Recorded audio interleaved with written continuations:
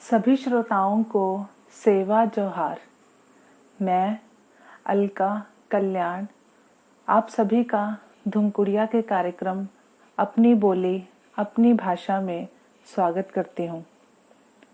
दोस्तों, हम अपनी कहानी श्रृंखला के तहत आज आप सबके लिए लाए हैं हिंदी एवं मराठी के प्रसिद्ध आदिवासी साहित्यकार बाबाराव मडावी जी की कहानी, जिसका शीर्षक है भाकर यानी रोटी। जिंदगी की 3 प्रमुख आवश्यकताएं होती हैं: रोटी, कपड़ा और मकान। इन तीनों में भी कपड़ा और मकान के बिना आदमी जी सकता है, पर रोटी के बिना नहीं। उस रोटी को पैदा करने में भी सबसे बड़ा हाथ एक किसान का होता है। पिछले कई सालों से हम किसानों की आत्महत्या की खबरें सुनते एवं पढ़ते आए हैं। आज की कहानी में भी कथाकार ने किसानों की दुर्दशा एवं संघर्ष को चित्रित किया है। बाबाराव मंडावी जी यवतमाल, महाराष्ट्र के रहने वाले हैं। उनकी ये कहानी मराठी कथा संग्रह भाकर से ली गई है। उनका भाकर कहानी संग्रह नांदेड़ विद्यापीठ में एमए मराठी के पाठ्यक्रम में शामिल है। बाबाराव जी की कई रचनाएं प्रकाशित हो चुकी हैं। उनमें आकांत, आत्मकथन, टाहो उपन्यास, पाखर कविता संग्रह, भाकर कथा संग्रह, आदिवासी साहित्य शोध आणि समीक्षा, वैचारिक संग्रह शामिल हैं। टाहो उपन्यास का हिंदी अनुवाद तोंडाकर लक्ष्मण पोतन्ना ने आक्रोश नाम से किया है। मैंने भी आक्रोश उपन्यास पर एक शोध पत्र लिखा था, जो कि परिशोध पत्रिका में छप चुका है। हिंदी विभाग, पंजाब विश्वविद्यालय चंडीगढ़ से प्रकाशित होने वाली परिशोध पत्रिका एक राष्ट्रीय स्तर की हिंदी साहित्यिक पत्रिका है। बाबाराव मंडावी जी को विभिन्न पुरस्कारों से भी सम्मानित किया जा चुका है, जिनमें अस्मिता दर्श पुरस्कार, बिरसा मुंडा राज्य पुरस्कार, डॉक्टर गोविंद गारे साहित्य पुरस्कार, बाबूराव जी मडावी समाज भूषण पुरस्कार, भुजंग मेश्राम साहित्य पुरस्कार, डॉक्टर बाबा साहब अम्बेडकर राष्ट्रीय पुरस्कार दिल्ली, जीवन गौरव पुरस्कार एशिया शामिल हैं। तो आइए सुनते हैं बाबाराव जी की कहानी भाकर, उन्हीं की आवाज में। मैं बाबाराव मडावी महाराष्ट्र से मेरी यह भाकर कथा भाकर मराठी कथा संग्रह से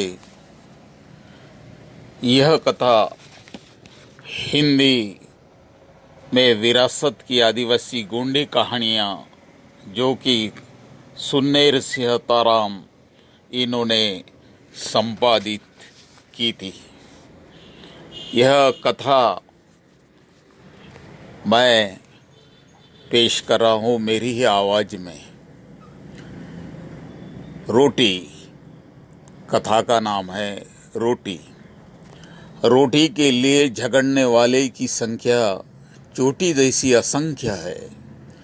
जैसी चोटी भीमोरा बनाते, वैसे ही लोग अपने आप में भंवर बनकर गरगराते और अनजाने में देश बनाते, अपने साथ औरों का भी जीवन सुधारते। यह रोटी श्रमिकों की, कष्ट करने वालों की, पसीना बहाने वालों मजदूरों की है। पेट के लिए हमेशा संघर्ष करने वालों की यह व्यथा, उबड़ घुबड़ प्रवास, कठिन जीवन यात्राओं में चलने वाले आदमी का संघर्ष केवल रोटी के लिए आदिवासी कष्टकरी श्रमिक कारखानों में, कोयला खान में, बिल्डिंग टावर में, रेलवे पटरी में जहाँ ढूंढेंगे वही वो मिलेगा। श्रमिकों के रक्त पसीना से वह बनती है। उसका जन्म ही खेत मजदूरों के हाथों से होता है। यह रोटी गांव खेड़े से, जंगल पहाड़ों से, खेत खलियानों से पहुंचती है दिल्ली संसद तक। ऐसे ही रोटी के लिए लड़ने वाले परिवार की वही दर्द भरी कहानी है। आंखों से आंसू बहते हैं, गालों पर उस आंसू भरी नैनों के धुंधले नजर से दिखती है रोटी। जनी इस रोटी के लिए दौड़ती है, उस मासूम के हाथ रोटी के टुकड़े बटोरने के लिए हमेशा तैयार रहते। 14 साल हो गए, उसका पति जेल में है, बाजा उसका नाम। प्यार से वह उसे बनी बोलता था। बाजा उसका पति, ऊंचा, पूरा, तगड़ा, सुंदर, गठीला, मजबूत शरीर। उसके परिवार का उसके परिवार पर उसका प्यार था। उसका आकर्षण बाजा को था। तभी तो बाजा ने उसे पसंद करके जीवन साथी बनाया था।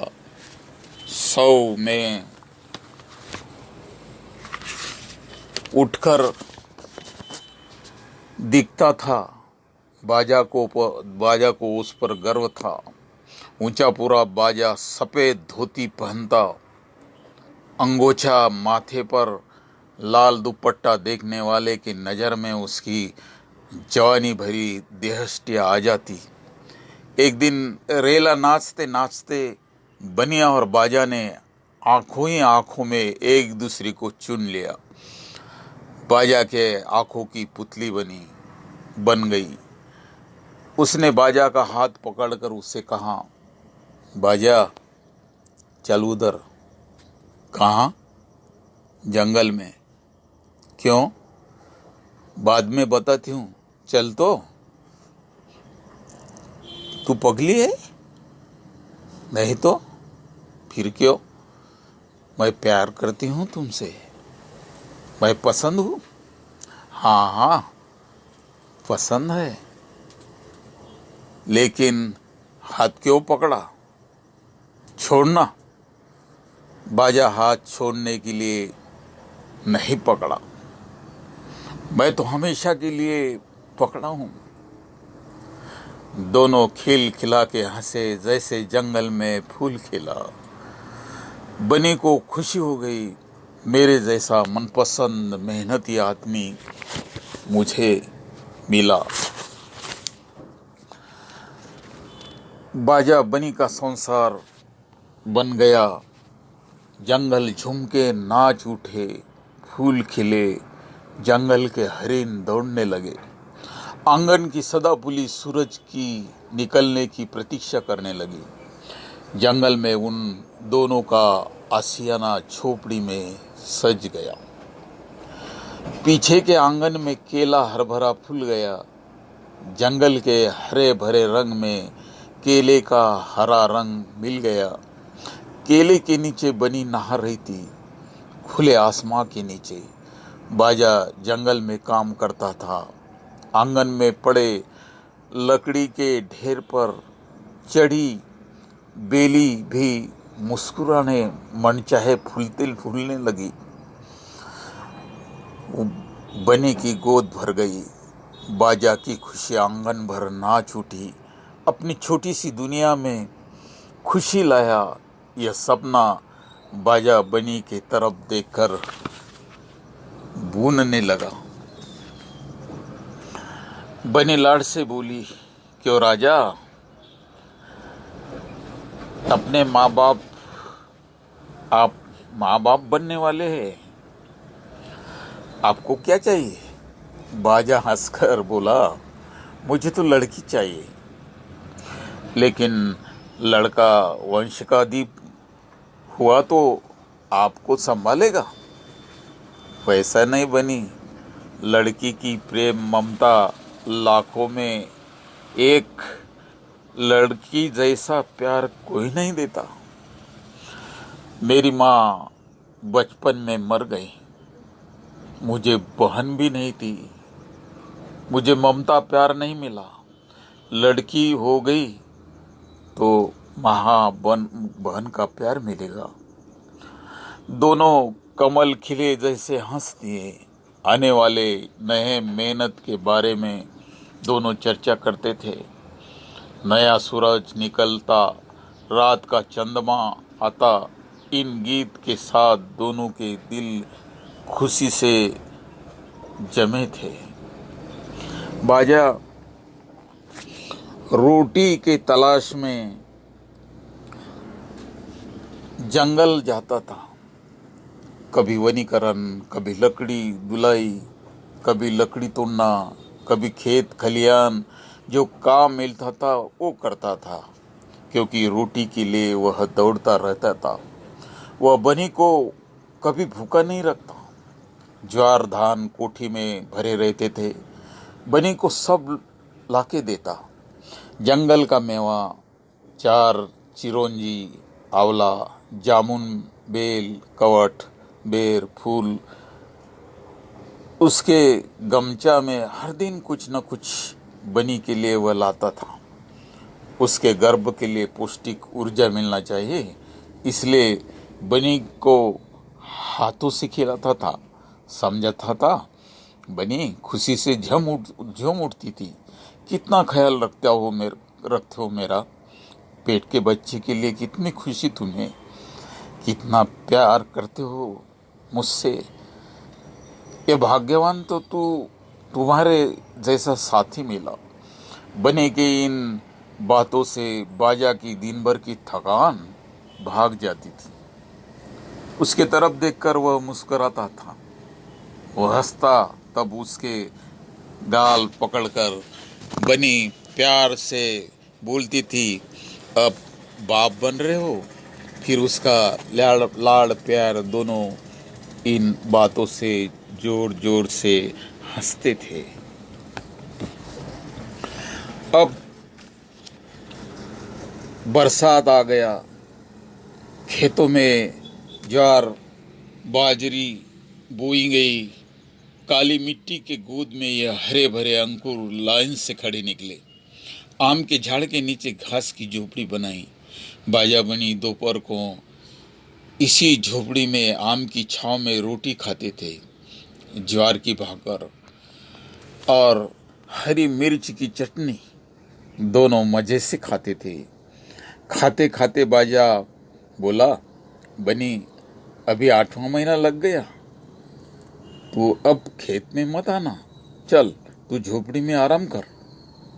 नहीं नहीं धनी, इस अवस्था में सोने से शरीर से आलसी आती है, भारीपन आता है। शरीर में फुर्तीलापन, हल्कापन होना चाहिए, नहीं तो बच्चा भी आलसी जन्मेगा। मैं तो कहती काम करते करते बच्चा हो जाए तो अच्छा। भाकर खाते खाते दोनों की बातें रंग गई। बाजा ने पानी का मटका उठा के मुंह में लगाकर घटाघट पानी पी लिया। सूरज की तरफ देखा, वह मध्य में था। धीरे धीरे पश्चिम के ओर भाग रहा था, लेकिन बारिश आने की संभावना लग रही थी। सूरज छुप गया। बादलों में घनघोर अंधेरा धीरे धीरे छा गया। बाजा बनी को बोला, बनी तेरा भाकर खाना नहीं हुआ? बड़े आराम से खा रही हो। पानी आने की संभावना है।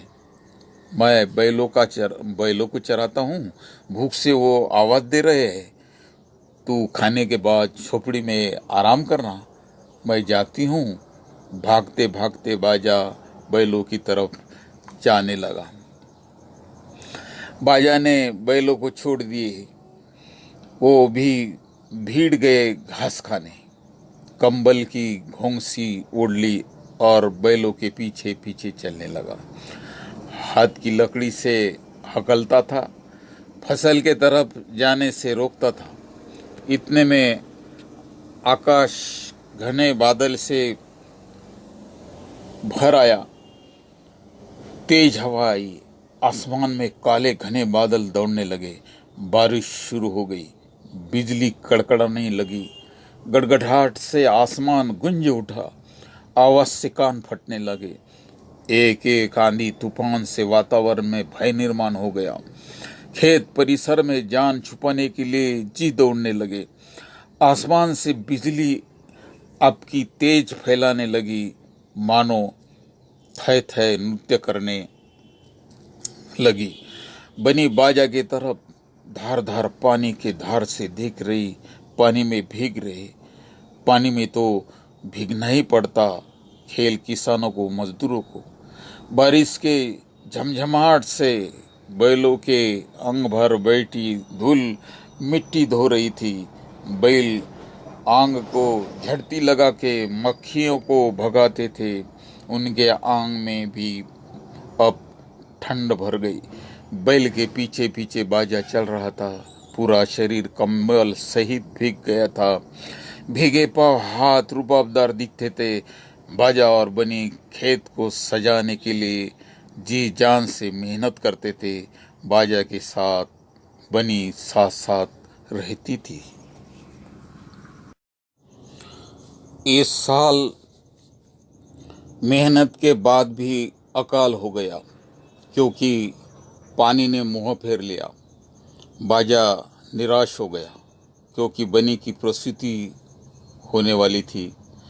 घर में खाने के लिए पर्याप्त अनाज नहीं था। जो भरा था वो अब तक खत्म हो गया। कोटी ढोली भी खाली पड़ी थी। बाजा को सोचना पड़ा, आज बनी को दवाखाने में ले जाना पड़ेगा। हाथ में पैसा नहीं। अभी तक उसने साहूकार के तरफ से कोई कर्ज नहीं लिया था, लेकिन अभी उसके पास दूसरा कोई रास्ता नहीं था। वह उठकर सीधा साहूकार के पास गया। गंपू साहूकार हुक्का पी रहा था। सुबह सुबह कभी नहीं आने वाला यह आदमी, आदिवासी जवान, कैसा फंस गया जाल में। उसे देखकर हंसकर गंपू बोला, ए बाजावा, कैसे, क्यों आया रे? साहूकार, इस साल खेत में कुछ नहीं हुआ। पत्नी की प्रसूति है, उसे दवाखाना ले जाना जरूरी है।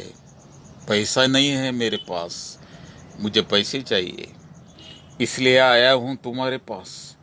बाजा की मजबूरी सुनकर गंभू घमंड से बोला, लेकिन हमारे कर्ज का ब्याज तुमको नहीं पटेगा। और रही बात तुम्हारी अड़चन की, तो काम पड़े तो साहूकार याद आता है, बाकी समय तो हमें ही गाली देते हो। नहीं मालक, ऐसा नहीं। मैं आपका पैसा ब्याज सहित वापस करूंगा, लेकिन पैसा किस पर दूं? तुम्हारा खेत गिरवी रखोगे तो देता हूं। साहूकार घमंडी स्वर ऊंचा करके बोला। उसकी आंखों में तो जलन सी आग दिखने लगी। मालक, खेत होना तो लिख लो, मेरा विश्वास है आप पर। पैसे होते ही छुड़ाऊंगा। गंपू साहूकार ने जल्दी से कोरे कागज पर बाजा का अंगूठा लगा दिया। 500 रुपये हाथ में थमाकर बोला, जा जा, तेरा काम कर ले, जा जा, जल्दी घर जा। बाजा घर आया। बैल जोतकर बैलगाड़ी तैयार किया। घास तास डाला, उस पर गोनादरी बिछाई। बनी को उस पर बिठाकर दवाखाने में दोपहर 4 बजे भर्ती किया। दूसरे दिन बनी को लड़की हो गई। बनी बाजा माँ बाप बन गए। बनी किसके जैसी है बेटी? धनी वो छोटा सा मासूम चंद्रमुख देखकर बोला, मेरे माँ जैसी है बेटी। मैं तो नहीं देखी, लेकिन देखने वाले बोलते थे वैसा ही चेहरा, नाक नक्शा, बहुत सुंदर होगी मेरी बेटी। बाजा ने बेटी को गले लगाया, घर में लाया। एक एक दिन बीताता था। बेटी के लाड़ प्यार से दोनों दुख भूल गए। बेटी की किलकारी अब झोपड़ी में आंगन में गूंजने लगी थी। उसमें माँ का रूप बाजा देख रहा था। दाई दाई पुकार कर हंसता और बेटी को खिलाता था। उनके संसार बेली पर फूल खिलाता। गरीबी के कारण ज्यादा दिन घर में बनी नहीं रही। बेटी को टोकनी के झूल में खेल ले जाती थी। आम के झाड़ में साड़ी का झूला बांधकर रानी बिटिया को झूले में झूलते थे। आम की शीतल छाया और हिलने वाले पत्तियों की तरफ देखकर वह सो जाती थी। आम के झाड़ पर तोते पंछी फुदकते उड़ते और गाते थे मधुर लोरी। कई साल बीत गए। एक दिन गंपू साहूकार पुलिस को लेकर बाजा के घर पर घुसे। उसके साथ काला कोट पहना वकील था। बाजा बनी उन लोगों को ऐसा देखकर घबरा गए। घबराते हुए बाजा बोला, साहूकार, ये पुलिस और आप, क्या बात? पुलिस बोला, तेरा नाम बाजा है? तू बाजा है ना? जी साहब, मैं ही बाजा हूं। क्या काम है?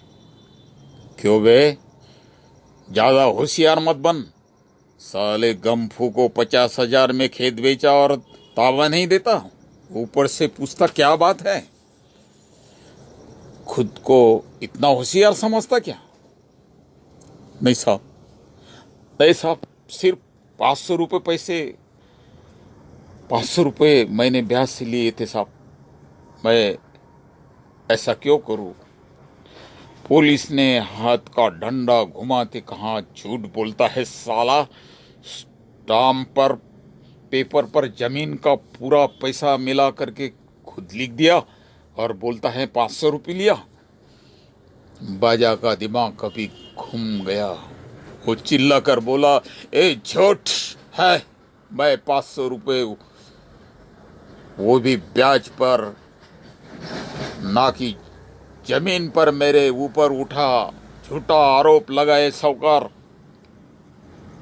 बनी और बाजा माँ की कसम खाकर बोला, भगवान की कसम खाकर कहते, नहीं साहब, हमारी जमीन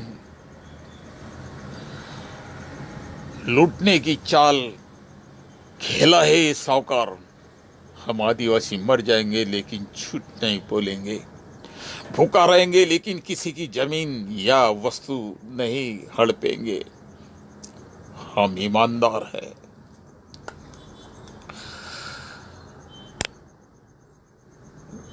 भले गरीब है, हम झूठ नहीं बोलते।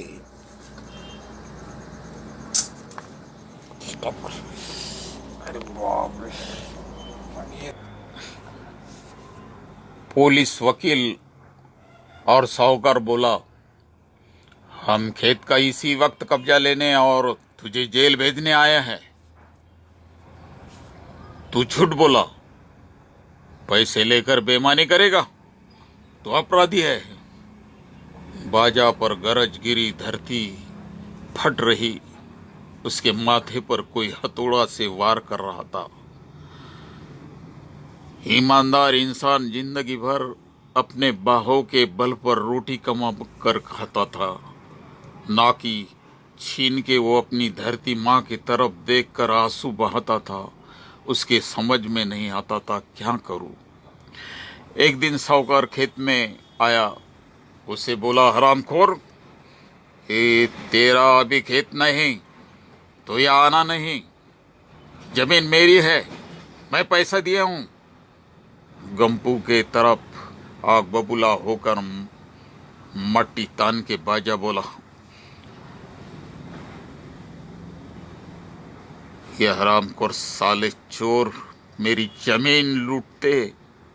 तू छूटा, तेरा बाप छूटा, कसम खा मेरे बुढ़ादेव की, इस धरती का, तेरे माँ बाप की।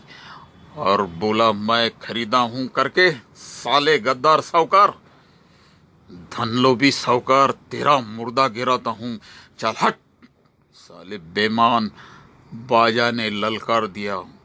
सामने का एक बड़ा पत्थर उठाया और मर साले बेमान, तेरा मुर्दा गिराता हूं। मेरा खेत चिंता तू। गंपू के सिर पर पत्थर मार दिया। खून की धार बहने लगी। बाजा के मस्तक में आग के शोले फूट निकले। लात गुस्से से और मार मार कर मार दिया। गंपू की जान लेकर बोला, मेरी जन्म जन्म की रोटी तू छीन रहा था, चोर साला। मेरे बाप दादा की ये जमीन है, मेरे खून पसीने की ये रोटी तेरी कैसी हो गई? साहूकार का खून कर दिया। यह बात गांव में फैल गई। पुलिस ने बाजा को बेड़ी बेड़ी लगाकर जेल में ले गए। बनी का धनी ऐसा बलवान हो गया, ना चोरी किया ना छिनाली किया, अपने ही खेत में वो चोर बन गया। बनी रो रो के अपने आंसू बहाती, अपनी बेटी को लेकर अपने पति के याद में आंसू बहाती थी। मेरा राजा कभी ऐसा पैसा नहीं चुराया, मेहनत से हम ईमानदारी की रोटी खाते। हम किसी से भीख नहीं लेते, ना किसी की रोटी छीनते। बड़ा देव तेरा सत्यानाश करेगा, यह धरती माँ उनकी सजा दे। आंसू बहाते बहाते अपने पति से अलग हो गई माँ बेटी। बाजा को 14 साल की सजा हो गई। कितना बड़ा अन्याय हो गया था, कितनी बड़ी सजा। ना गुनाह किया, ना जमीन बेचा, ना झूठ बोला। कितना बड़ा धोखा हुआ था। वह मन ही मन कहता, रोता। घर में बेटी को लेकर बनी दुख में रहती थी। 14 साल बाजा नहीं आएगा, कैसी सजा, कैसी सजा ये मिल रही है। बाजा जेल की रोटी लेकर आंसू बहाता था। दोनों हाथ में बेड़ियां रहती थी। जो हाथ मिट्टी खोदते थे, हल चलाते थे, लकड़ी काटते थे, मेहनत की रोटी हाथ में लेकर धरती पर बैठकर खाता था, उसे याद करके जेल की रोटी जहर जैसी लगती थी। बाजा जेल में बनी बेटी को लेकर भाकर के लिए मजदूरी करती थी, लकड़ी काटती थी। बेटी को पीठ पर बांधकर दूसरे के खेतों में काम करती थी। मोहा चुनती थी, लकड़ी बीनती थी, तेंदू बीनती थी। भाकर के लिए उसका काम चल रहा था। भूख भूख बेटी बोलती थी। उसके लिए भाकर बनी रोटी बनाती थी, ढूंढती थी। बेटी को घर में छोड़कर बाजा को मिलने जाती थी। रोती थी, क्या हो गया धनी, हमारे खिले संसार को किसकी बुझी पूरी नजर लग गई। पापी साहूकार ने क्यों बेईमानी किया। आंसू बहाती रोती थी। बाजा बोलता, बनी तू रोना नहीं, बेटी को संभालो। हम झूठे नहीं, यह परीक्षा है नसीब की। हम जीतेंगे, हारेंगे नहीं। तू हिम्मत नहीं हारना। लेकिन मेरे शेर को वो गधों ने जेल में डाला। बनी बोली, बनी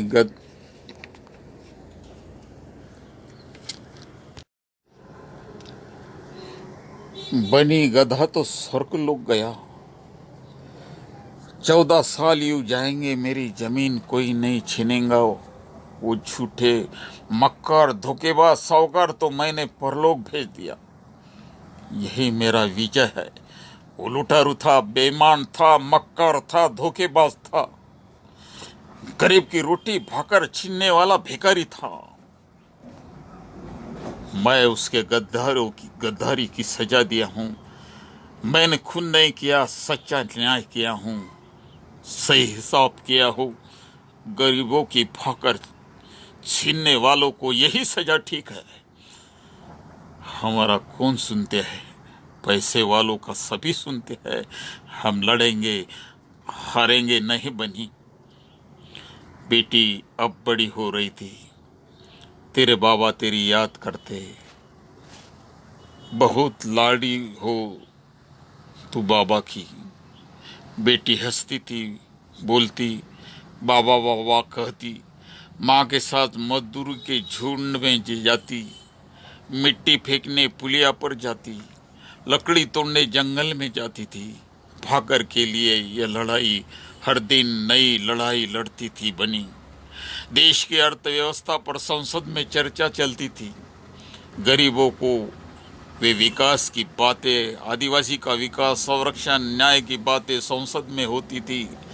पेपर, टीवी, रेडियो सभी तरफ आदिवासी का विकास, उनकी जमीन, उनका अधिकार, उनकी रोटी की बातें चलती थी। मगर बाजा बनी जैसा परिवार अपनी रोटी की लड़ाई लड़कर भी भूखे थे, बेसहारा और शोषण के अत्याचार के शिकार थे। अंग पर पूरी साड़ी लपेटकर अपनी बेटी को सीने में लगाती थी। आजू बाजू के लोग खूनी की पत्नी करके अपराधी भावना से देखते थे।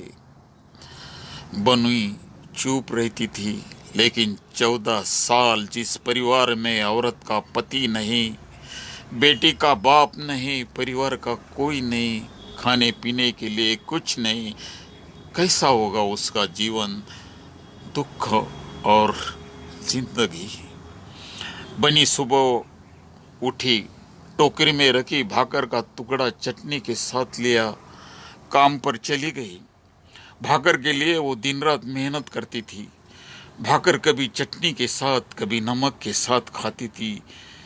फिर भी मेहनत की भाकर उसे मीठी लगती थी।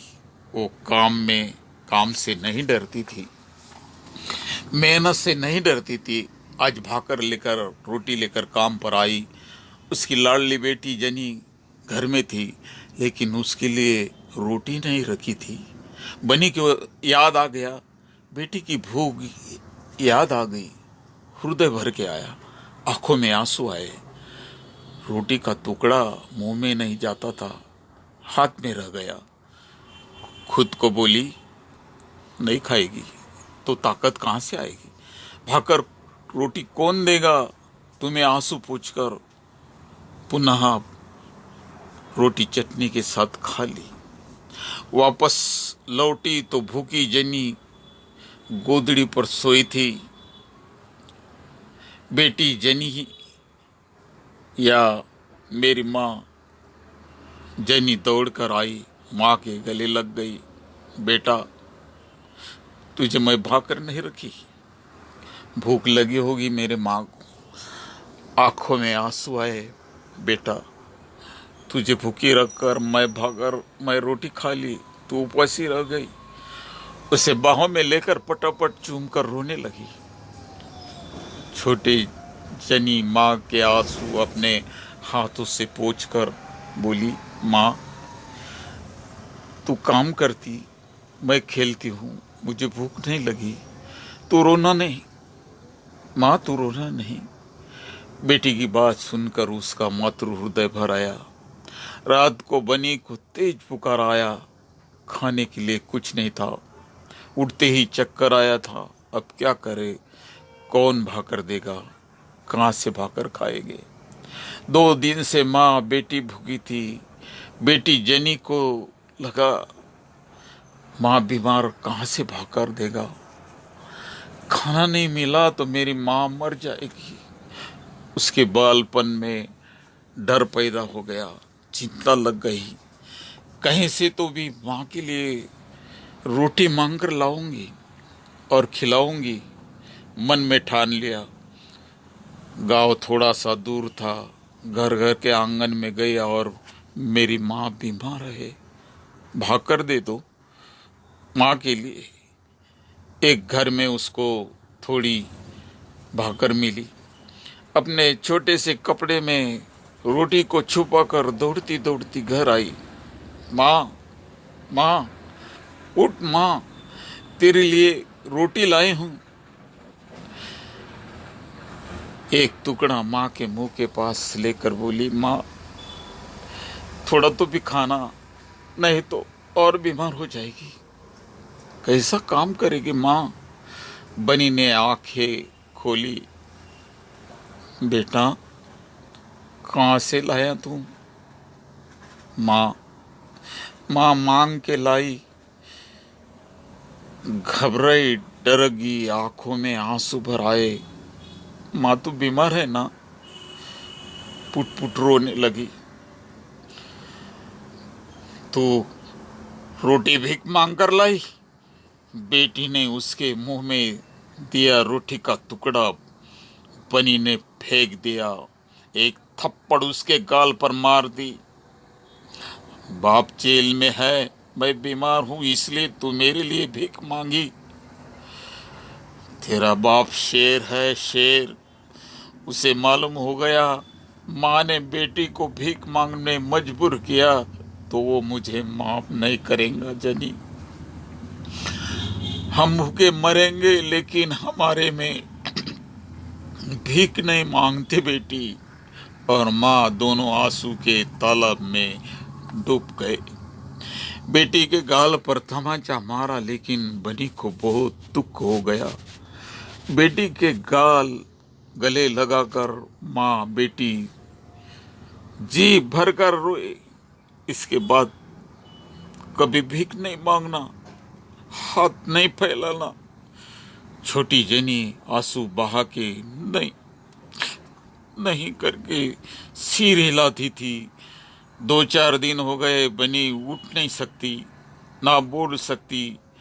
जनी रोटी के अभाव में माँ के मुंह को हाथ लगाती, माँ माँ करके हिलाती, लेकिन बनी चुप। बनी जनी को छोड़कर इस दुनिया से चल गई। रोटी नहीं थी घर में, रोटी लाने चली गई थी। जनी माँ माँ करके आक्रोश करती रही। उस बच्ची की आक्रोश आसमान में गूंज रही थी। रोटी रोटी, माँ माँ, रोते रोते और गांव में गई। जो मिले उसे बोलती थी, दादा, मामा, मेरी माँ मर गई, मेरी माँ मर गई, चलो मेरे घर पे। गांव भर बनी भूख से मर गई, यह वार्ता गई। लोगों ने दुख व्यक्त किया। नसीब कितना खोटा, कैसे दिन आए बेटी पर। बाप जेल में, माँ भूख से मर गई। यह छोटा सा जीव। सब रोते थे, सहानुभूति से बोलते थे। बनी की मैयत निकली। अंतिम यात्रा गली से जा रही थी। सामने से दाढ़ी बाल बड़े, हाथ पांव बारीक हो गए, ऐसा आदमी आ रहा था। लोगों ने पहचाना नहीं। उसने पूछा, कौन मर गया? एक आदमी बोला, बाजा की पत्नी बनी मर गई। सुनते ही बाजा के सामने पृथ्वी घूम रही। वो लड़खड़ा गया, उसे चक्कर आई। वहां जोर जोर से छाती पीट पीट कर रोते बोला, मैं हूं बाजा, उसका पति। मैं हूं, मैं जेल से छूट कर आया हूं। मुझे छोड़कर मेरी बनी कैसी चली गई। बनी का अंत विधि अपने हाथों से किया। मेरी बेटी कहाँ है? वो पागल जैसे दौड़ के आया।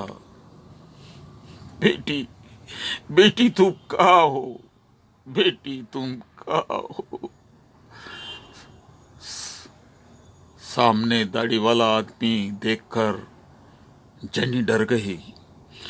बेटी, बेटी, मैं तेरा बाप हूं, जेल से छूट कर आया हूं। बेटा, तू मुझे नहीं देखा? मैंने ही तेरी माँ को जेल में लाने के लिए मना किया था। कैसी मर गई तेरी माँ। बाबा बीमार थी, घर में रोटी नहीं थी, खाने के लिए कुछ नहीं था। मैंने भीख मांग कर रोटी लाई, लेकिन माँ ने भीख की रोटी फेंक दी।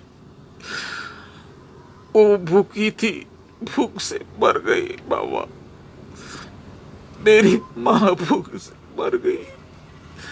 अपने बाप के गले लगकर दोनों रोने लगे। आसमान भी उसका आक्रोश आकांत देखकर शर्मा गया। अब मेरी बेटी भूखी नहीं रहेगी। मैं मेहनत करूंगा और रोटी खिलाऊंगा मेरे बनी को। मैं बना दूंगा मेरी बेटी स्वाभिमान की, खून पसीना मेहनत की भाकर खाएगी। अपने धरती माँ के तरफ देखकर धरती का टीका माथे पर लगाकर अपने लड़की को हृदय से याद किया, अपने पत्नी को याद किया। सूरज पश्चिम की ओर छा रहा था, अंधेरा छा रहा था। झोपड़ी में बाजा अपने हाथ से बनाई हुई भाकर अपनी बेटी जनी को प्यार से खिला रहा था। अपनी बेटी जनी को मेहनत मजदूरी से कमाई हुई रोटी प्यार से खिला रहा था, प्यार से खिला रहा था।